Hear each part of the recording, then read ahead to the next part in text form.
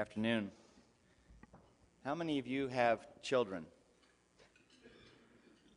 How many of you have grandchildren? How many of you have employees? How many of you are an employee? How many of you want to relate to all of those people in your lives? Better, I should say, right? Well, today's presentation is going to help you do that, so you need to listen very carefully. Supported by graduate work in organization development and counseling psychology, our speaker today, Nathan Lindsay, has worked for over 15 years to understand the human element of business. Blending humor with data, anecdotes with science, and theory with practical application, Nathan leads interactive sessions and delivers keynote addresses that challenge participants to adjust the filters through which they see the world and how they build and maintain effective relationships. I had the good fortune of seeing Nathan speak a couple months ago about this very topic and asked him if he would speak here today at Rotary because I learned so much, not only about my generation of people and why we think, act, and say the way we think, act, and say what we do, but also the other generations that are either younger or older than we are, and how we might better communicate and relate to them. So, thank you, and I welcome Nathan Lindsay. Thanks, Peter.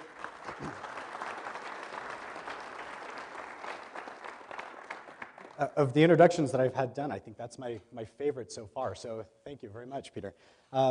One of the key words is interactive, so I'm not going to be up on the podium. I'll be down here with you all as I try to gain some interactivity, which may be a little bit different than what you're used to experiencing from the speaker for the day. Before I really start, let me give you a very heartfelt thank you for your service. I am not a Rotarian, but my father-in-law, before retiring and moving out to Denver, was a long-time Rotarian in the Kansas City area, and he's looking to put his roots down now in the Colorado Springs area.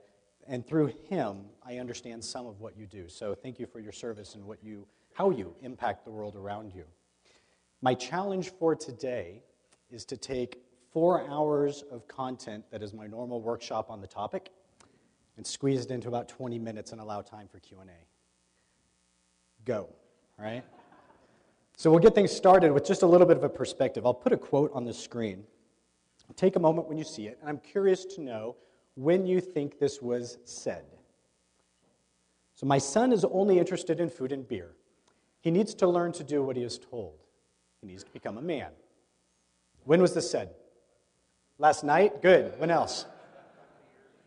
50 years ago? Always said? Perfect answer. It was actually said about 4,000 years ago.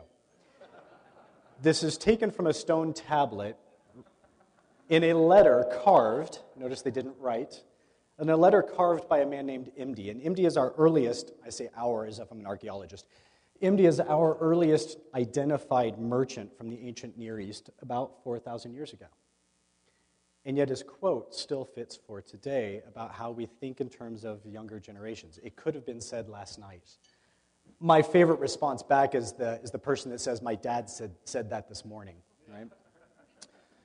So it's still a relevant conversation, but what's interesting and what we'll focus on today, and the bulk of what my work is focused on, is looking at the last 100 years, within our culture specifically, the rate of change, the rate at which information is presented to us, the technological advancements that have taken place, the cultural shifts that have taken place.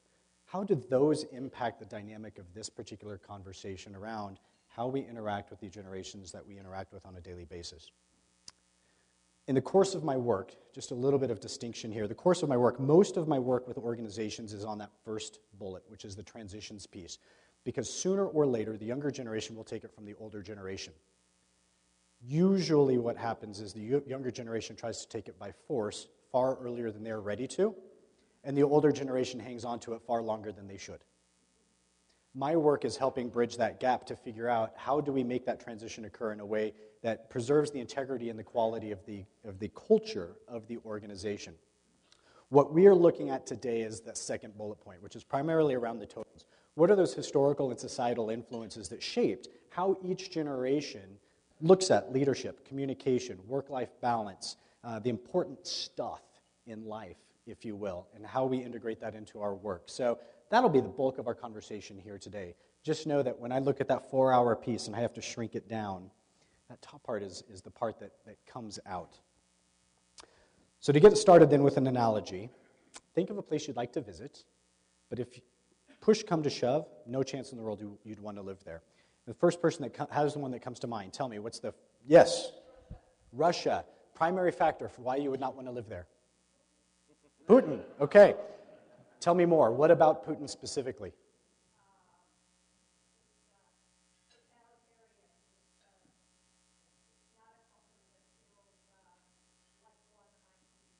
Okay, so there's a comfort factor of not fitting in. Right? Good. One more. Interest of time, I'll just do one more. New York City. Great. Primary factor for why you wouldn't want to live there. Still some more fit piece. Correct. Okay, good. When we have more time to dive into this, there are a few themes that tend to come out. And I start hearing themes around, I don't like the food. I don't like the music. I don't speak the language. Or just in general, I don't fit in with the culture. We start hearing that over and over as some of the themes that we start hearing. When you go through the course of your workday, you'll interact with up to 3 other generations through the course of your work, yours and 2 others. You may not like their music. You may not speak their language. You may not like their food. In general, you just may not fit in with that particular culture. But how you visit them, just as if you were visiting Russia or New York City, how you visit absolutely drives the quality of the experience that you have while you're visiting that particular culture. Likewise, when they're visiting yours, they may not like your food. They may not speak your language. They may not fit in with your culture. How you host them still drives the quality and the dynamic of that conversation and that relationship. So my focus today when I talk about those totems, let's spend some time figuring out what makes the other generations and yours tick. So when you are visiting and you're hosting, you can do so from a different frame of perspective and a different mindset that helps you be more effective. Big caution before we start talking about the generations. We're talking about generalities that fit for a population set of tens of millions of people. When we start to apply this to an individual situation in our work life or in our social life, it tends to break down some. Because the complexity of human behavior is far more defined and impacted by just one data point, which is what generation do you belong to. There's so much more that goes into who you are than just that one point. But having this conversation gives you that one more data point to consider as you're looking again at the complexities of human behavior and interaction. So the first generation that we'll look at, the builders. We also hear them referred to as the traditionalists and the great generation. They make up about 5% of the workforce. The vast majority of them are retired, but they still hold positions of influence within many of the organizations that they built. Total population said about 58 million of them. They were born in a couple different phases. The phase that's still mostly with us today is the phase that was born in 1925 to 42. Those cusp years that you'll see, 1940 to 45 in this case, they have multiple voices in their heads. They identify with their generation, but they also identify with the generation that follows them. And so they get a little bit of a mix of both. What I'm interested in are these totem years. For this generation, 1930 to 1945 were their totem years, where society and history kind of converged on this generation and shaped how they perceive leadership and communication and work-life balance and the like. When I think about a computer and a telephone for this generation from their totem years, this is what comes to mind, at least for me, thinking back to or looking back to that time frame. These pictures will change and give a hint to what technology looks like as we advance. So my first question for you, what's an adjective you would use to describe someone from this generation? Yes. Loyal, good. Ditto, good. Traditional, excellent. What else? Conservative, good. These are the most common answers that I get. Cheap and frugal, dependable, proud, conservative, slow, and change averse. Very similar to what I heard from you all. Now, the cheap and frugal didn't come out, but as we start looking at the totems, now we can start understanding, and I don't remember which one the laser button is, so I'll just point. Now we can start understanding, when we look at the totems, and how they shape this generation. Why are these adjectives so prevalent in the conversation around this generation? Cheap and frugal. What's the second totem? The Great Depression. Would that have impacted how this generation views economics, finance, how to run an organization from a fiscally conservative position to ensure the longevity and the success of that? Absolutely. And now we can understand why they might make some decisions the way they do around money. A couple television shows that I call out, if you want to think about this particular generation in something in a visual form or the media form. Father Knows Best and Leave It to Beaver are two television series that if you want to look at how this generation was raised from a social perspective, these are a couple of good examples that come out.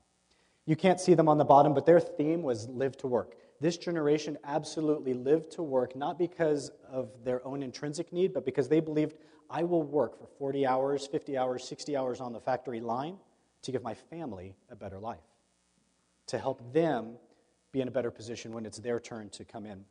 Right? So they lived to work. And their information speed, weeks and days. They had plenty of time to think about a critical decision because it could take a few days for a letter to reach someone that they needed the opinion of, a couple of days for that person to craft a response, and then several more days for that response to reach them before they had that data in hand to make a decision. So the key here is they have plenty of time to make a decision, unlike as we see the world of today. The next generation, baby boomers, make up about 45% of the workforce, 77 million of them. So you might make a note of that we'll come back to that in a few minutes. But 77 million baby boomers. Totem years, 1960 to 1975. When you think of a telephone and a computer from 1960 to 75, this is what may come to mind. The old rotary phone and a computer that took up the entire hall of Princeton University. Adjectives for boomers. What comes to mind? Entrepreneurial, great. I love it. Sex, drugs, and rock and roll. For this generation, it works not only as a totem, but an adjective, right? Absolutely. The rise of materialism and keeping up with the Joneses. What else? Self-absorbed, okay? Oh, yeah, right? It's usually with this generation that I hear the first person pipe up and say, awesome. I haven't heard it yet, so yes. A lot of idealism, absolutely. Here are the adjectives that frequently come out. Experienced. You all have been around the block. You have the experience. Very socially conscious. Idealism comes into play. Hippies. Sex, drug, and rock and roll, right? There's an interesting phenomenon that is most easily pointed out with the baby boomer generation. Every generation that we're looking at, you can very clearly identify at some point in their development through choice of music, choice of language, choice of hairstyle, choice of clothing. They rebelled against the elder generation. And at some point, they identified through that process the core of who they are, what's most important to them, how do they see life, where are their values and their ideals, what's their core belief as a generation, as a population set. But then they get a little bit older, they mature, and they realize that won't pay the bills.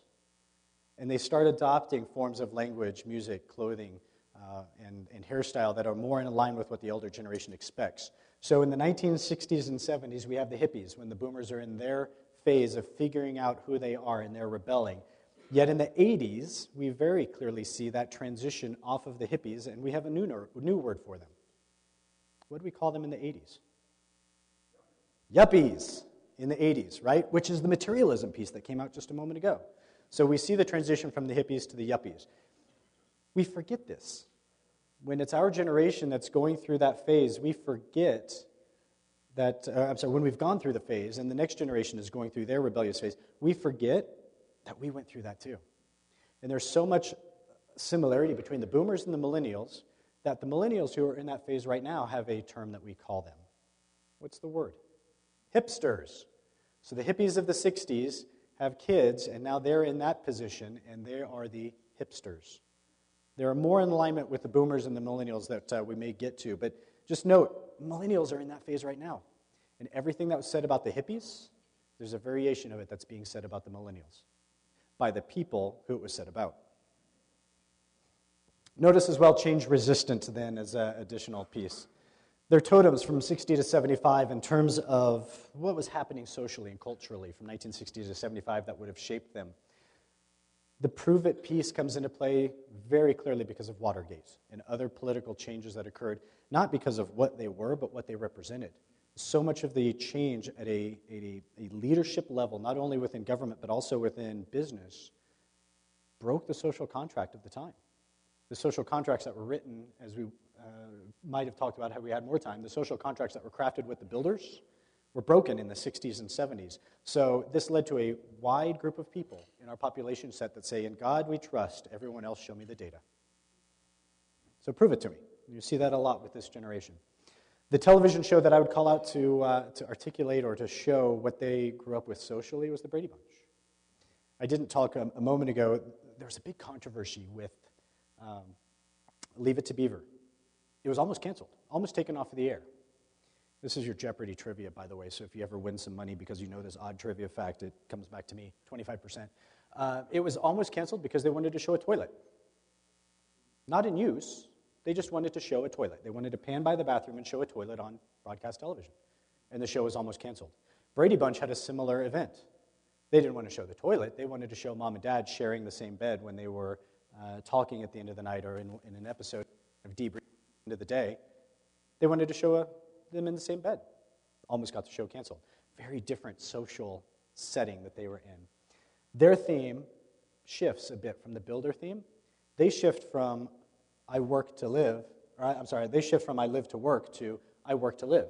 There is something more to life than just work. I saw what my parents went through and it's not for me. I want to have some fun. And so I will work to live.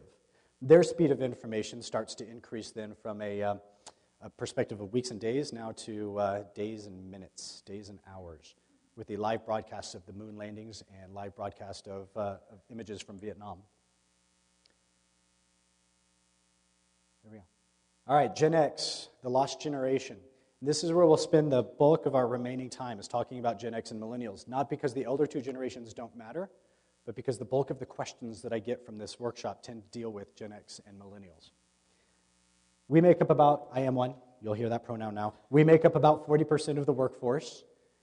Our totem year is 1980 to 1995. And notice there are far fewer of us than there were boomers, 44.6 million Xers. Our telephone and computer. The good old brick phone, the Apple IIe, Commodore 164, Tandy 2000, you name it, right? So a little flashback there for a few people. Adjectives to describe Gen X. What comes to mind? Self-involved, okay. Creative, good. Impatient? I missed that one. Okay, good. What else? Independent, absolutely. One more. Not as idealistic. No, we're not. These are the adjectives to describe us that I most frequently hear. Independent, self-reliant, competitive, impatient, wary, tech-savvy, and change-accepting. Our theme is work-life balance. We don't live to work, we don't work to live. We have work and we have life, and the two shall not mix. We keep them separate. Work is not allowed to intrude on our life, and life is not allowed to intrude on our work, is how we perceive the two. And so this is very significant for us because we have those clear distinctions between them. Our totems, the ones we'll talk about, are the two to three that are at the very top. What's a latchkey kid? No parents at home. Get off the school bus, there's a key hidden for us, or it's attached to our backpack in some way. We let ourselves in. We get our own snack. We do our own homework. We arrange playing with our friends in the neighborhood. And depending on what time mom and or dad got home, get home and make dinner. What does that do for raising a self-reliant kid? Significant. We absolutely grew up being self-reliant. Let's look at the education system.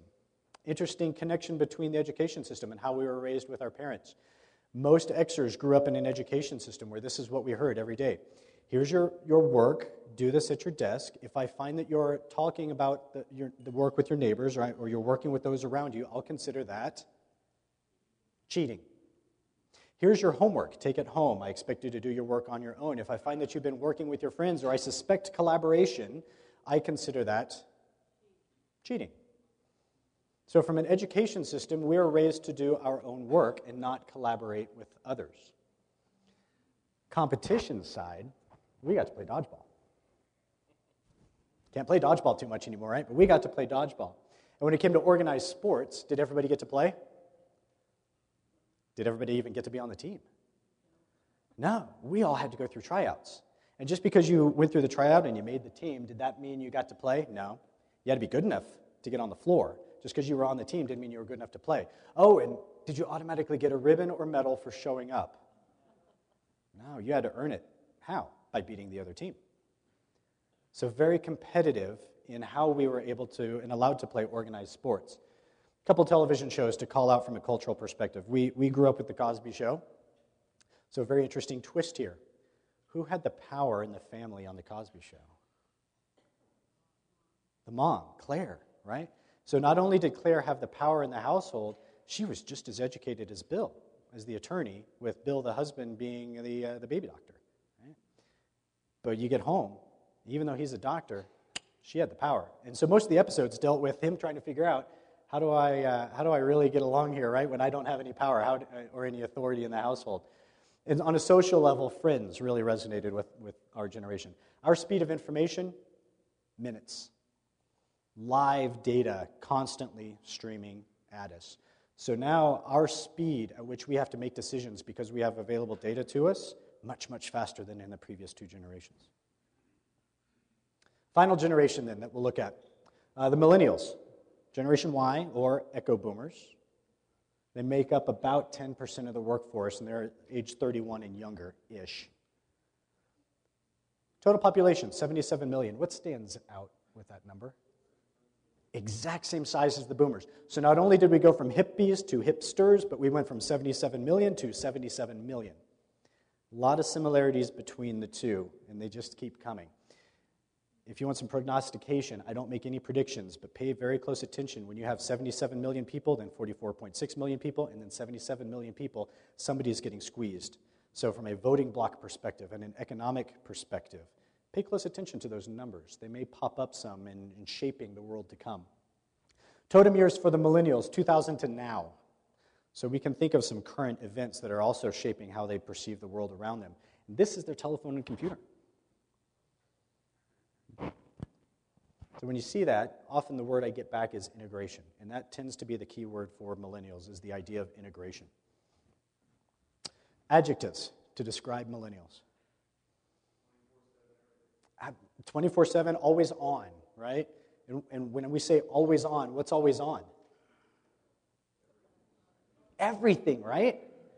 All right, so here's a little insight into millennials and how they're wired at a neurological level. For the first time ever, brain scans are showing that we as a species have shifted in how our brains operates. We know that our brains have shifted some, but now we can actually see it live, if you will, happening now.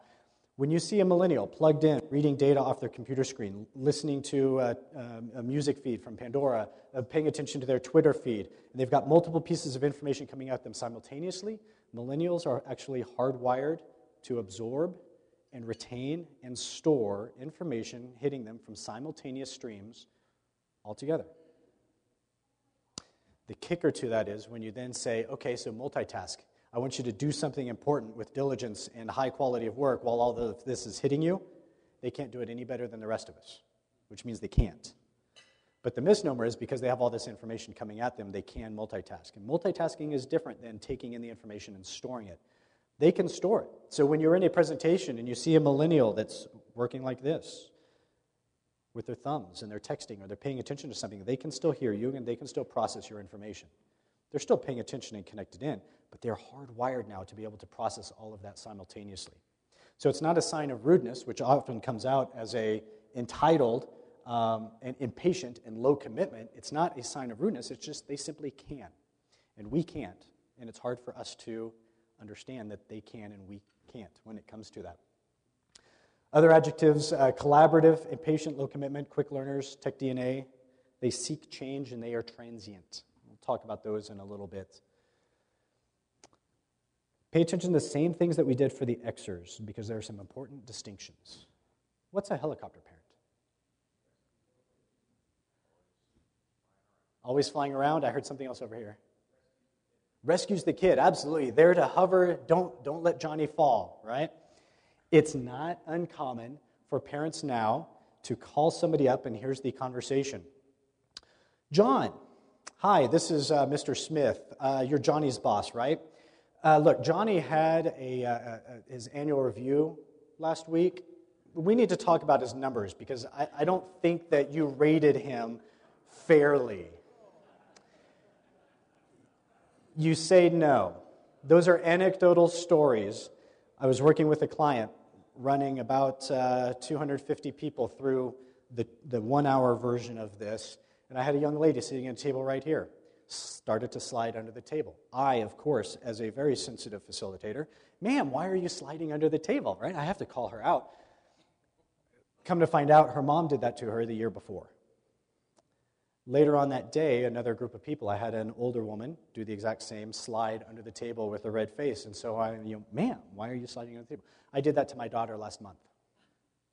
So I have testimony saying that, yes, that happens. We also have plenty of anecdotal stories to say, hi, this is Sue. You interviewed little Susie yesterday. I just want to find out when she can start. Calling the hiring manager after an interview. These are helicopter parents, and they are out there. Right? But they're a direct response to the latchkey kids that the Xers were raised under. Because these parents said, I saw what happened as I was a latchkey kid, or to my friends who were, and I won't have that for my kids. And so the opposite reaction is to say, I will hover. I won't let them fall. Let's couple that with the education system they grew up in.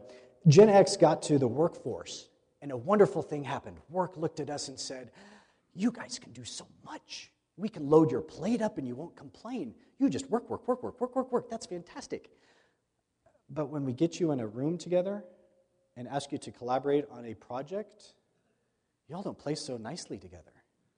So education system, we as the corporate world, we need collaborators. With the competition piece, another key switch took place. So the education system is being tasked by business to bring in collaborators. At the same time, there was a fundamental shift philosophically in the education system that took place, where at one point, education was based on the theory or the idea or the belief that success led to self-esteem. They shifted, and the millennials were raised in an education system that says self-esteem leads to success. Sounds like a small distinction, but it's critical. Because now from a competition perspective, we want you to have success so everybody gets a ribbon, everybody gets to be on the team, and everybody gets to play. Couple that then with an education system that says, here's your work, now everybody get together and do the work, and here's your homework, and everybody go home and work on it at home and collaborate together. So now you have a millennial that is raised by helicopter parents, or in a generation that's raised by helicopter parents. You have an education system that's very focused on building collaboration among people, and you have a competition system that says you don't have to earn your way on the team. Everybody gets to play and everybody gets a ribbon. Now that millennial is in business reporting to a Gen X manager. What happens? It's not pleasant, right? The greatest amount of conflict that I see in organizations is in this specific interaction. When you have a Gen X manager that's managing as an independent, self-reliant Gen Xer, that's very competitive, and they have a team of millennials who are collaborative and looking for connection to their organization. It's not up here, but it inevitably comes out.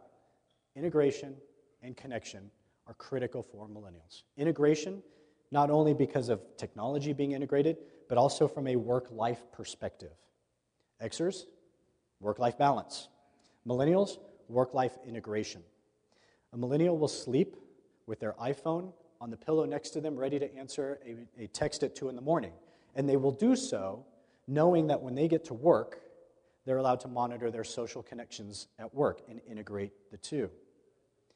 If you as a leader violate that and do not allow them that integration, they won't feel connected to you, they won't feel connected to the mission, they won't feel connected to the work they do. So what do? They leave. Why? because they're so connected, they're aware of so many more opportunities that exist outside their current condition that they're willing to go and they know where those opportunities exist.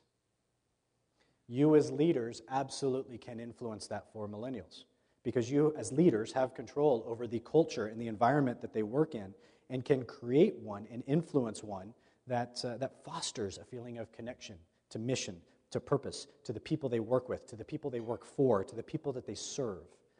But if any of that's missing, you're just increasing the likelihood that they will be willing to be transient.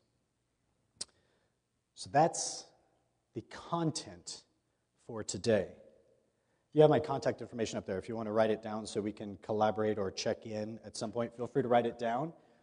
My main question for you is you will be immigrating to up to 4 other generations. By the way, millennials, you're no longer the youngest generation in society. You're the youngest generation at work, but you're already dated. The next model is on its way. So how will you visit and how will you host others is my critical question for you. I believe we have a couple of minutes. I'm happy to answer questions that you may have that are specific to you all. Yes. These are all U.S. numbers. So one thing to note very quickly, if you Google the age range for generations, you'll find up to 20 different methodologies for using birth year to identify generations. That's too many. All right, so I figured I'd go with the federal government. Surely the federal government makes it easier. They use 4. All right, so I picked one of the 4, and that's what you see up here. I'm more interested when I look at your generation, who do you identify with based on what group you affiliate with? Where do you feel comfortable? What music do you listen to? Another point to call out, the closer your family is to their immigration date to the U.S., the more likely you are to identify with your parents' or grandparents' culture and where they came from than you are with the generation in which you were born. So keep that. It's another data point there to be aware of. Yes? So Nathan, thank you for a great presentation. I have 2 teenagers, 16 and 13. Should I be worried? Worried about? Them. Worried about them. No. They're going through life just like we did. Their life is different. Their world is different. But your parents would have had just the same concerns and fears in terms of what will my kid be like when they grow up? What's the world going to be like when they grow up? What are the opportunities that are there for them when they grow up? Those are very similar fears and concerns, and it's cyclical. So should you be worried? No. Shouldn't be worried, but that doesn't mean that you're absolved of responsibility as a parent or as a leader, right? What's the kids that are in elementary and high school now, what's the educational system emphasizing now? That's a great question. So here's the big piece that's coming back from business now that's driving that conversation. These are great collaborators. I get them in the same room, and I can't get them to shut up because they collaborate so well. This is fantastic, and they're always wired and engaged. But they can't think critically. They can't come to me and say, I've looked through this and I've run my search and say, I understand who wrote this article, why they wrote it, what perspective they wrote it from, and why we should consider this or not, or what's important about this data point. Because for everything for them, it's just a simple search. If it's in the first 2 or 3 Google listings, it must be true. Right? So the ability to think critically is something that higher education is addressing now because that's what businesses push back to say, we're missing that element. Yes? Yeah, do you care to speculate what our grandchildren's generation will be like in terms of totems, in terms of how you'll compare them to millennials? Right, that's well, a great question. Millennials, but yeah, so a little prognostication there, right? The totems we won't know. I'll put it about 2020 is when whatever starts happening socially and culturally and historically at about 2020 to 2035 or so, that's really what's going to define that youngest generation. They're only in about 2nd or 3rd grade, so they're still so young. But there are some things to pay attention to. The helicopter parents are parenting them as well, but we also see another rebuttal back to the helicopter parents, who's sort of free-range parenting. One more question in the back here. If you haven't heard of free-range parenting, look it up. That's the direct rebuttal to being a helicopter parent, and it goes almost as far back as having latchkey kids. What are the trends with Gen Xers and millennials as far as philanthropy and non-for-profit and community involvement? Fantastic question, and very relevant, obviously, to this group. About 15 years ago, from what I understand, is when Rotary, as an organization, started to see a decrease in new blood coming in. Those are the Gen X years. We're very self-reliant. As a generation, we don't think outside of our own situation very well. We're very independent. Millennials are coming on, though, and they're not. They're looking for integration. They're looking for connection to mission, connection to purpose, making a difference in the world around. The kicker with the millennials is they don't know where to go, and they're looking for a way that they can connect into. So the good news for organizations like Rotary, I suspect, is you have a generation of 77 million people that are coming up saying, we're looking for a way to make a difference, we just don't know how, and we're looking for a way to plug in. Your challenge is to figure out, how do we plug them in? How do we integrate them in a way that makes sense for where they're at in their lives? One final data point to consider, and I mentioned this to Jim a second ago. The average age for a millennial to become financially independent from their parents is what? 28. If you are marketing to 24, 25, 26-year-olds, chances are they do not have the financial capital to be able to commit to a service organization because they're working to pay off their debt and they're still living under mom and dad's economic influences. I would suggest that you look at the elder 20 to younger 30 range for the millennials that are more likely to be financially independent and therefore more likely to be focused on how can I turn that around then and do some good in the world, because I'm at that point where I can. So you have my contact info. I'm more than happy to discuss this. Obviously, we've got a lot that we didn't touch on. More than happy to discuss or answer any questions you may have. You can drop me an email or drop me a call, and I'm happy to spend however long you'd like chatting around it, and afterwards if there's anything of top of mind for you. So thanks for your time. I appreciate you. Thank you, Nathan. We've got a couple of gifts for you, if you'd like to come up. Sure. Wonderful presentation. We have for you a baseball from our annual Branch Rickey Award dinner, which is to commemorate a person in Major League Baseball who shows not just wonderful performance on the field, but community service as well. In addition, in your honor, we're making a donation. Our foundation is making a donation to End Polio Now, which is an effort, of course, to end polio worldwide. And this donation, along with a matching gift from the Bill and Melinda Gates Foundation, will inoculate 150 children against polio. So, thank you very much. Appreciate it. Good. All right.